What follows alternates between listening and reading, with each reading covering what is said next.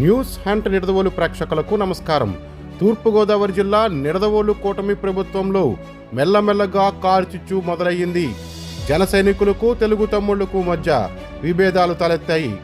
మంత్రి ఇలాకాలో తెలుగు తమ్ముళ్లకు సరైన గుర్తింపు లేదంటూ తెలుగు తమ్ముళ్లు ఆవేదన వ్యక్తం చేస్తున్నారు. ఈ నేపథ్యంలోనే నిన్న మధ్యాహ్నం 3 గంటలకు వేలువెన్ను రైతు భవన్లో నిర్వహించిన తెలుగుదేశం పార్టీ విస్తృత స్థాయి సమావేశంలో కూటమి ప్రభుత్వంలో తమకు సరైన గౌరవం దక్కలేదని, తమకు వార్డు ఇన్ఛార్జీలకు సంబంధం లేకుండానే వైకాపా వార్డు కౌన్సిలర్లను జనసేనలోకి కలిపేసుకోవడం, అదే కౌన్సిలర్లతో మరలా మున్సిపాలిటీని నిర్వహించడం, కార్పొరేషన్ లోన్ల వ్యవహారంలో సరైన న్యాయం జరగకపోవడం, సంవత్సర కాలం గడుస్తున్న జనతా సూపర్ బజార్, కోటసత్యం అమ్మవారి దేవస్థానాల ధర్మకర్తలి మండలి సభ్యులను నియమించకపోవడం, పాత వైకాపా సభ్యులే ఇప్పటికీ పెత్తనం చెలాయించడం వంటి పలు అంతర్గత విభేదాలు తలెత్తడంతో నిడదవోలు తెలుగుదేశం పార్టీ అధ్యక్ష పదవికి తాను రాజీనామా చేస్తున్నట్లు కొమ్మిన వెంకటేశ్వరరావు వెల్లడించారు. ఇకపై తాను తెలుగుదేశం పార్టీకి కార్యకర్తగా మాత్రమే వ్యవహరిస్తానని చెబుతూ పట్టణ టీడీపీ అధ్యక్ష పదవికి రాజీనామా చేశారు. వరుసగా 3 పర్యాయాలు నిడదవోలు తెలుగుదేశం పార్టీ పట్టణ అధ్యక్షుడిగా ఏకగ్రీవంగా ఎన్నికైన కొమ్మిన వెంకటేశ్వరరావు తీసుకున్న నిర్ణయం పట్ల పార్టీ శ్రేణులు, కార్యకర్తలు ఒక్కసారిగా అవాక్కయ్యారు. తనకు గాని, నిడదవోలు నియోజకవర్గ తెలుగుదేశం పార్టీ ఇన్ఛార్జ్ బూరుగుపల్లి శేషారావుకు గాని, పార్టీ కార్యకర్తలకు గాని ఎటువంటి సమాచారం ఇవ్వడం లేదంటూ కొమ్మిన వెంకటేశ్వరరావు తమ ఆవేదనను వెళ్లగక్కారు. తెలుగుదేశం పార్టీ అధిష్టానం తమ నాయకుడికి సముచిత స్థానం కల్పించాలని, పరిస్థితి ఇలాగే కొనసాగితే తామంతా రాజీనామాల బాట పడతామని తెలుగు తమ్ముళ్లు హెచ్చరిస్తున్నారు. నిన్న జరిగిన తెలుగుదేశం పార్టీ విస్తృత స్థాయి సమావేశంలో అటు తెలుగుదేశం పార్టీలోనూ ఇటు జనసేన పార్టీలోనూ స్వల్ప విభేదాలకు దారితీశాయనే చెప్పాలి. అయితే వీరందరినీ కలిపి ఒకే తాటిపైకి తీసుకురావడానికి ఇటు రాష్ట్ర మంత్రి కందుల దుర్గేష్, అటు నిడదవోలు నియోజకవర్గ ఇన్ఛార్జ్ బూరుగుపల్లి శేషారావులు ఏ నిర్ణయాలు తీసుకుంటారో వేచి చూడాల్సిందే. ఇప్పటికే తెలుగు తమ్ముళ్లు తమకు జరుగుతున్న అన్యాయాన్ని, అవమానాలను పేపర్ రూపేణా బూరుగుపల్లి శేషారావుకి అందించారు. తెలుగుదేశం పార్టీ నాయకుల నుండి, కార్యకర్తల నుండి వెల్లువెత్తుతున్న పలు ఫిర్యాదులపై ఆయన ఏ రకంగా అధిగమించాలి అనే కోణంలో బూరుగుపల్లి శేషారావు ఆలోచనలో పడ్డారు. నాయకులకు, కార్యకర్తలకు అన్యాయం జరిగితే సహించేది లేదని, వారికి అండగా నేనున్నానంటూ మరోసారి భరోసానిచ్చారు.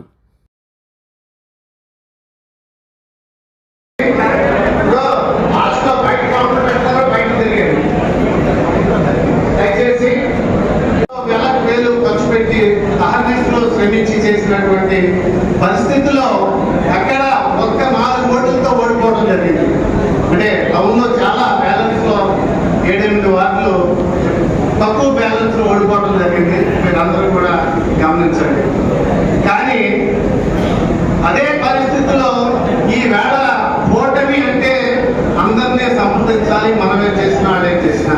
ఈ వేళ అటువంటి పరిస్థితిలో ఉన్నటువంటి ఆ వార్డులో ఇన్ఛార్జి కానీ, టౌన్ ప్రెసిడెంట్ కానీ కనీసం కూటమి నాయకులు ఏదైనా ఒక మాట చెప్పి జాయిన్ చేసుకున్నారా?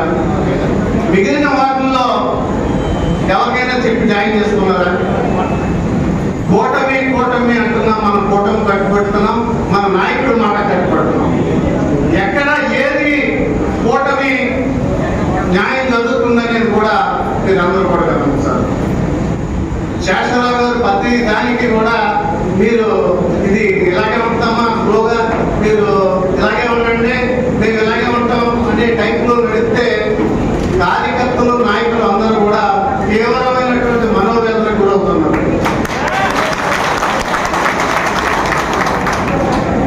తర్వాత జరిగిన సంఘటనలన్నీ కూడా ఒకటొకటి మీకు తెలుసు.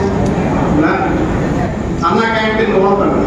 అన్నా క్యాంటీన్ అంటే చంద్రబాబు నాయుడు గారు హృదయం నుంచి ఉద్భవించినటువంటి అన్నా క్యాంటీన్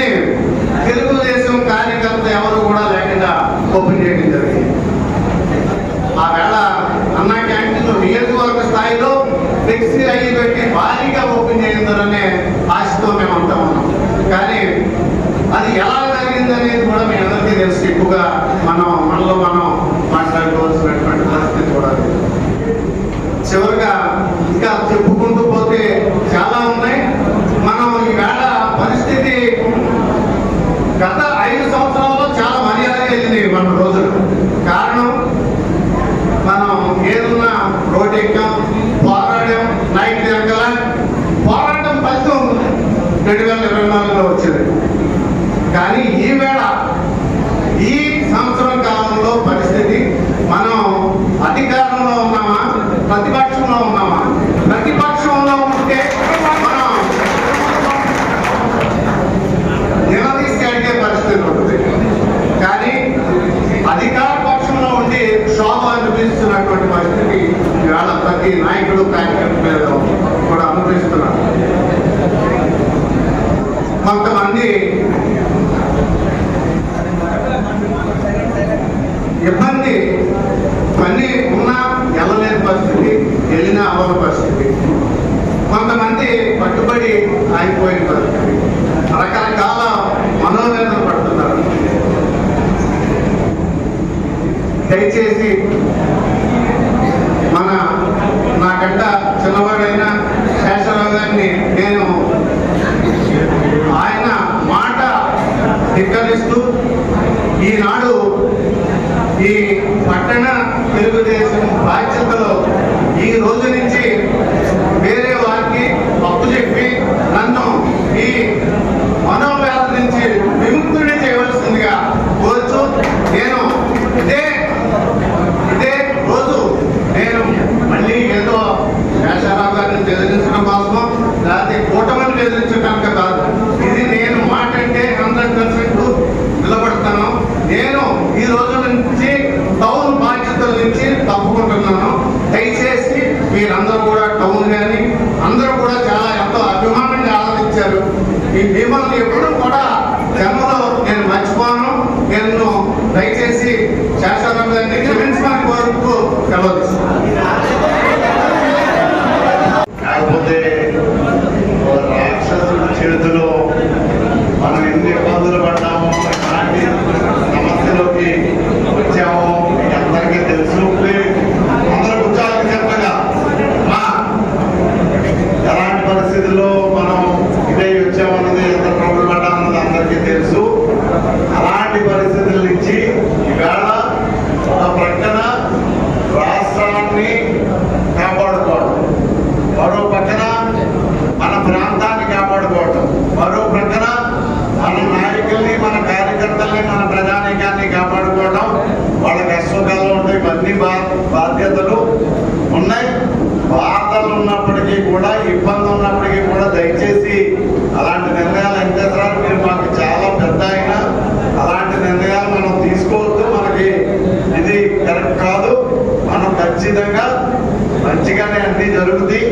చక్కగా అన్ని నాయకుల దృష్టిలో పెడతామని, మన నాయకుల దృష్టికి, అధిష్టానం దృష్టికి మన సమస్యలన్నీ కూడా అవసరమైతే అందరం కలిసి వెళ్ళి తీసుకెళ్ళి పరిష్కరించుకుందాం. కానీ ఈ రాష్ట్రం ఉన్న పరిస్థితుల్లో మనకి ఇదన్నీ కూడా తప్పనిసరి పరిస్థితి. కాబట్టి కొన్ని కష్టాలు, బాధలు ఎన్నో చూశారు మీరు జీవితంలోనే. ఎంతో కష్టపడి జాగ్రత్తగా మీరు నడుపుకుంటూ వచ్చారు. అలాంటి పరిస్థితుల్లో మీరు అలాంటి మాట మాట్లాడద్దు దయచేసి.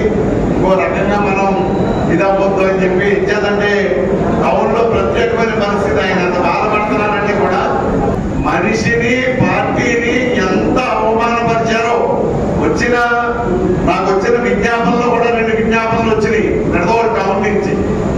పార్టీ ఉనికికే ప్రమాదం ఉంది, చూసుకోండి ఇన్ఛార్జ్ గారు, తెలుగుదేశం పార్టీ ఇదని చెప్పి నాకు 2 విజ్ఞాపనలు ఇప్పుడు ఏదైతే పబ్లిక్ రిమెంట్స్ ఉందో అందులో కార్యకర్తల నుంచి కూడా వచ్చినాయి టౌన్ నుంచి. దాని మీద మాట్లాడదాం, అంతా కూడా మాట్లాడుతాం. నేను కూడా మంత్రి గారితో మాట్లాడుతా ఉన్నాను, ఆయన కూడా ఏదో మాట్లాడతారు.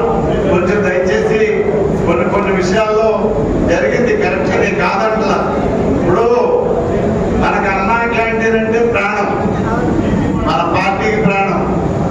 మన అన్న నందమూరి తారక రామారావు గారి పేరు మీద ఇచ్చేది. అలాగే అది నారా చంద్రబాబు నాయుడు గారు ఊహల నుంచి వచ్చినటువంటి ఒక పెద్ద ఇది. దాన్ని ప్రజలకు అందించేటప్పుడు గత ప్రభుత్వం దాన్ని కూలదోస్తే మళ్ళీ దాన్ని తిరిగి ప్రారంభించేటప్పుడు చాలా భారీగా చాలా చక్కగా చేయాలి అని మనం అందరం అనుకున్నాం. కానీ నాకు కూడా కబురు లేదు,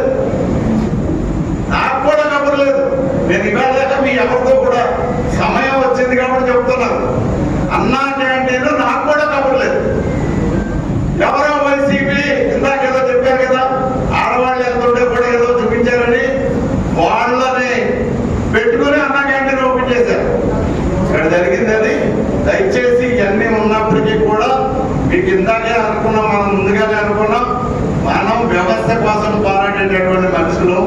మనకి పదవులు ఉన్నా లేకపోయినా వ్యవస్థ ముఖ్యం, పార్టీ ముఖ్యం.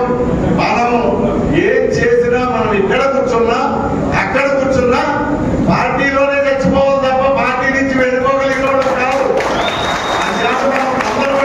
కుదరదు. ఖచ్చితంగా ద్వితీయ శ్రేణిలో ఉన్నా కింద శ్రేణిలో ఉన్నా దేంట్లో ఉన్నా కూడా తప్పదు. కాబట్టి దయచేసి మీరు అలాంటి ఇది తీసుకోవద్దు. నా మాట మన్నించి, మీరు పెద్ద ఆయన, మీకు ఆవేదన మీకు అంతా ఉంది. మిగిలిన మండలాలు వేరు, టౌన్ లో జరుగుతున్నటువంటి పరిణామాలు వేరు. తప్పకుండా దీని మీద సరైనటువంటి నిర్ణయం తీసుకుందాం. మీరు మేము అందరం కలిపే ఇది చేద్దాం, అందరం కలిపే దాన్ని ఏంటన్నా తెచ్చుకుందాం. దాంట్లో దాని మీద పోరాడదాం తప్ప మనం ఎప్పుడూ పక్కకి వెళ్ళవలసినటువంటి పని లేదని చెప్పి మీకు అందరికీ మనం చేసుకుంటూ, దయచేసి మీరు వేదిక మీద కూర్చోవాలి. మీరు తప్పు ప్లీజ్ సార్. మీరు చెప్పినట్టుగా పార్టీని వీడి కానీ తెలుగుదేశం కుటుంబ సభ్యుల్ని వీడి కానీ నేను వెళ్ళి చేస్తే నేను ఆనందిన్నట్టు కాదు లెక్క. ఎంచేతంటే ఈ వేళ వెలుగు వచ్చిందంటే తెలుగుదేశం గురించే, నేను మీరు ఇచ్చినటువంటి స్థానం గురించి వచ్చింది. కానీ నేను అన్న మాట ప్రకారంగా నేను ఇంకా తప్పను. నేను ఎదర ద్వితీయ స్థాయిలో కింద కూర్చుంటాను తప్ప ఈ డయాస్ మీదకి రాను. పార్టీ టౌన్ నాయకత్వం వేరే అప్పచెప్పేయాలి, నన్ను క్షమించాలని మీకు హృదయపూర్వకంగా తెలియజేసుకుంటూ సెలవు.